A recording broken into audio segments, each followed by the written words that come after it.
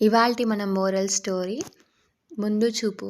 ఇక్కడ ఒక చీమ వర్షాకాలంలో తను ధాన్యం తెచ్చుకోవడానికి వీలు కాదని ఎండాకాలంలో ధాన్యాన్ని పోగు చేసుకొని ఇంట్లో ఉంచుకొని దాన్ని వర్షాకాలంలో తింటుంది. కానీ గొల్లభామ అది పట్టించుకోకుండా దాని సమయాన్ని గడుపుతూ డ్యాన్స్ చేస్తూ పాటలు పాడుతూ ఉంటుంది. చీమని హేళన చేస్తుంది.